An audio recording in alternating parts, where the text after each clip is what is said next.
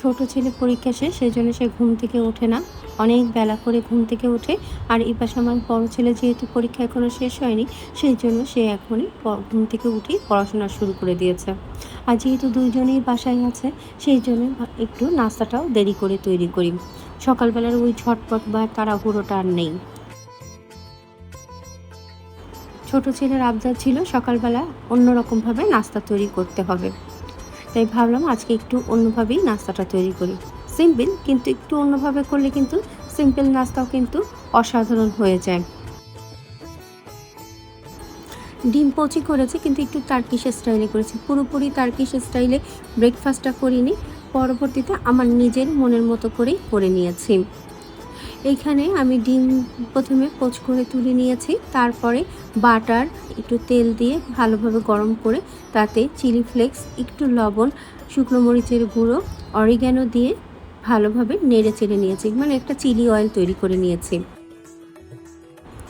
আর এখানে আমি অরিগ্যানোটা ইচ্ছা করেই দিয়েছি যেন একটা সুন্দর অ্যারোমা আসে।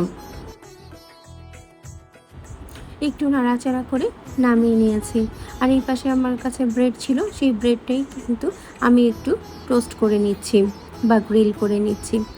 এই ডিমটা খেতে কিন্তু ব্রেডের সাথেই খেতে বেশি মজা লাগে।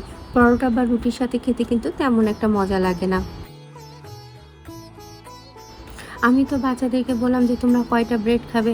আমার বড় ছেলে তো সবসময় বলে একটা ব্রেড খাবো। আমি বললাম যে না বাবা, তোমার পরীক্ষা যেহেতু পড়াশোনা করতে হবে, এখন তুমি 2টা ব্রেড খাও, পরবর্তীতে একটা ব্রেডই নিও। সেতে ও রাজি হয়ে গেল। আর আমি এপাশে প্রথমে চিলি অয়েলটা প্লেটে দিয়ে নিলাম, তার উপরে ডিমটা দিয়ে নিচ্ছি। তারপরে ডিমের উপরে আবারও একটু চিলি অয়েল দেব।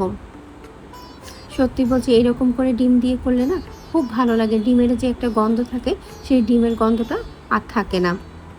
আর এই পাশে ব্রেড দিয়ে খেতে তো আরও মজা লাগে, একটু ঝাল ঝাল, আবার ডিম খেতে কিন্তু বেশ ভালোই লাগে।